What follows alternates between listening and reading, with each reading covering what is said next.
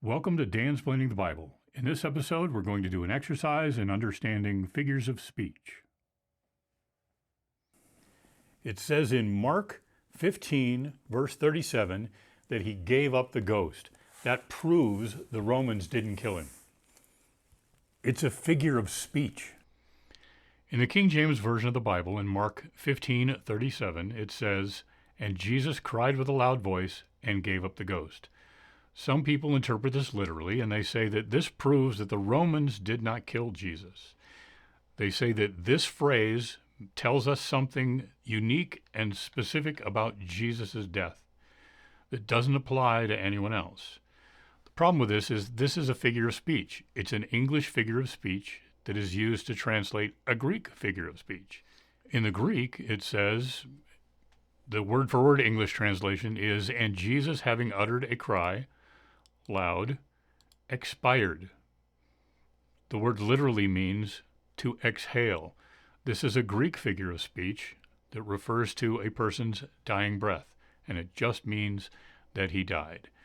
And if you still have trouble believing that, let's search for every place the phrase "gave up the ghost" appears in the Bible.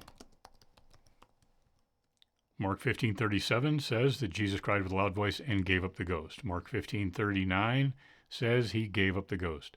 Luke 23:46, he gave up the ghost. John 19:30, Jesus gave up the ghost.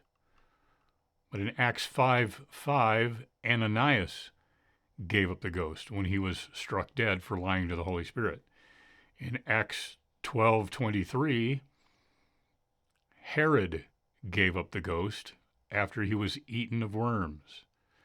And if we scroll back up, we can see in Genesis that Abraham gave up the ghost, and Ishmael gave up the ghost, and Isaac gave up the ghost. And in Lamentations 1:19, Jeremiah said, "My priests and mine elders gave up the ghost." In Matthew 27:50, it says he yielded up the ghost. Let's see you dance-playing your way out of that one. It's a figure of speech. Matthew 27:50 says Jesus, when he had cried again with a loud voice, yielded up the ghost. Some people might point out that this is different from gave up the ghost, but it's not really that different. Yielded up the ghost, gave up the ghost, it's still a figure of speech. And we can demonstrate that by searching for every place in the Bible where the phrase yielded up the ghost is used. We search for yielded up the ghost, and we find that Jacob yielded up the ghost. And also Sapphira, the wife of Ananias, shortly after Ananias gave up the ghost, Sapphira yielded up the ghost. And the most important comparison that really proves this is just a figure of speech and should not be taken literally is that Herod was struck dead by an angel of the Lord. He was eaten of worms and gave up the ghost.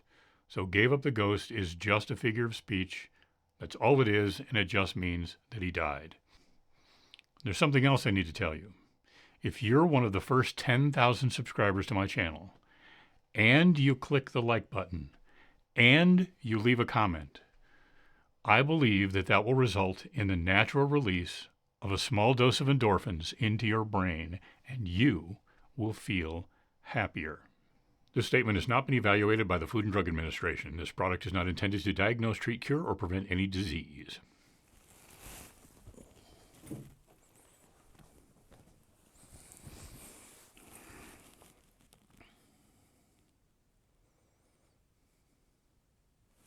It's a figure of speech.